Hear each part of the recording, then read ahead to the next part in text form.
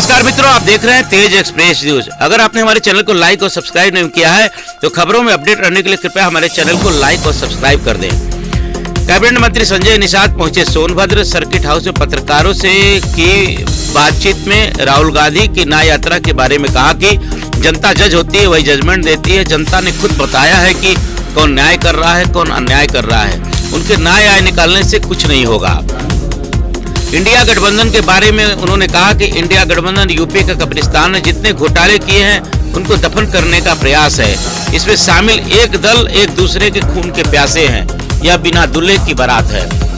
22 जनवरी को राम मंदिर बनने पर गर्व की बात है और निषादों के लिए और भी बड़े गर्व की बात है।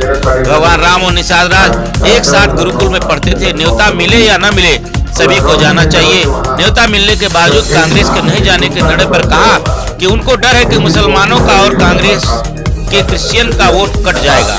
कांग्रेस इसी ऊहापोह में है कि हमने भारतीय जनता पार्टी बड़े भाई के रूप में है। हमारे गृह मंत्री नड्डा साहब, माननीय योगी जी हमारे गार्जियन है, वो तय करते हैं। हम एक सीट थे 2017 में, हमें 15 सीट दिया और 11 मैंने हारी लिया, 9 जीता। उसमें से 11 विधायक आज के दिन में है, आज के दिन में। तो इसलिए हमने उन्हें गार्जियन मान लिया। जैसे भी होगा, इतना आश्वस्त करता हूँ भोजन भरी थाली आज लोकसभा में जाएगा। 18 में हम 25 दिन 2019 में जब हम गए थे तो 23 दिन रह गया था। सारी सीटें बट गई थी, 8 सीटें बची थी। तो 8 सीटों में कहीं सीट कटवा के, टिकट कटवा के हारने के लिए थोड़ी है। तो 8 सीटों में उन्होंने कहा कहीं लड़ लीजिए। 8 सीट में कहीं बूथ गठन नहीं था निषाद पार्टी का, तो वोट कौन डलवाता। तो हम हारने के लिए राजनीति थोड़ी कर रहे हैं। तो इसलिए 8 सीट पर निषाद पार्टी नहीं जीत पा रहे थे।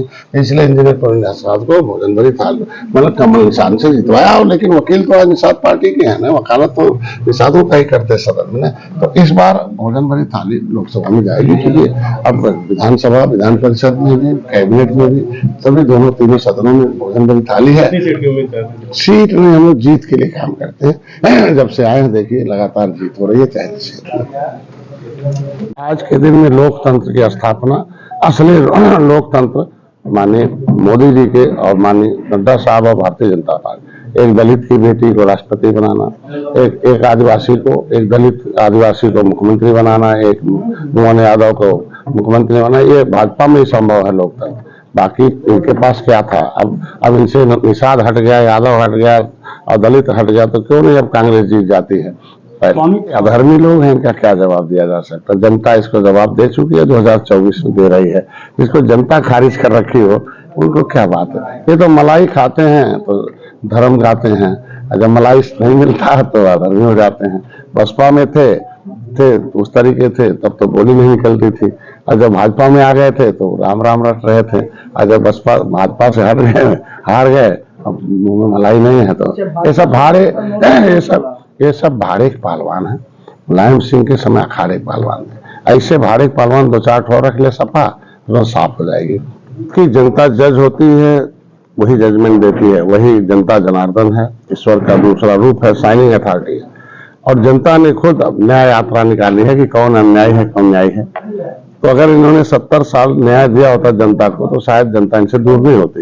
इसलिए जनता ने जजमेंट सुना दिया कि ये अन्याय करने वाले लोग हैं, इन्हें हटाओ। और मोदी न्याय देने वाले हैं।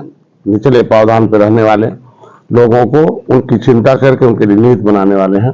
और निचले पावदान पर रहने वाले को विकास की धारा में जोड़ने के लिए 80 करोड़ लोगों को अनाज जो था, 80 करोड़ लोगों को यही अनाज गोदाम में सड़ रहा था, गांव का गरीब भूखों मर रहा था। मोदी जी ने बना दी 80 करोड़ लोगों को ये अनाज मिल रहा, मकान मिल रहा, इलाज।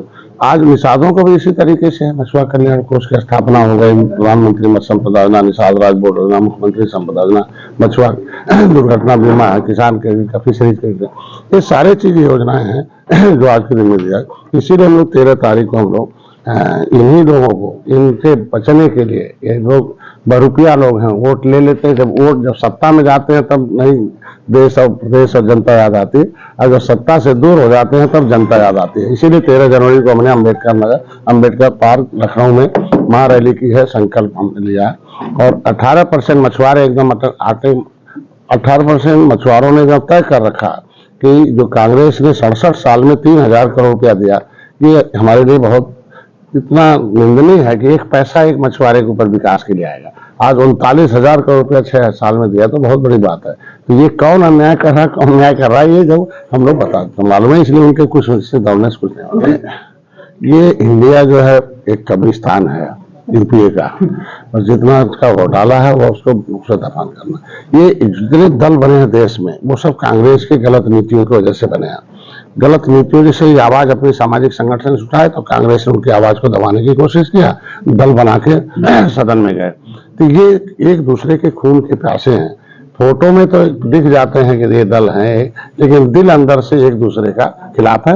और ये लोग बार बार बैठ के तय करते हैं कि अकेले मोदी का सामना हम नहीं कर पाएंगे, ये बिना दुल्हे की बारात है और सब दुल्हा बनना चाहते हैं।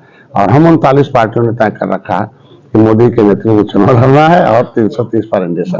हम गर्व है 22 जनवरी का राम का मंदिर बनना। हम निषादों के लिए और गर्व है कि गुरुकुल में भगवान राम और निषाद राज पढ़ते थे और आज उनका मंदिर बन रहा। उधर निषाद राज के किले पर 20-29 लाख का ऑडिटोरियम बना। तो ये हम लोगों के लिए है कि पर्यटक स्थल घोषित है। तो ये हर भारतीयों को है, चाहे न्योता मिले चाहे न। ये न्योता न मिलना एक राजनीतिकरण है, जाना चाहिए चुप।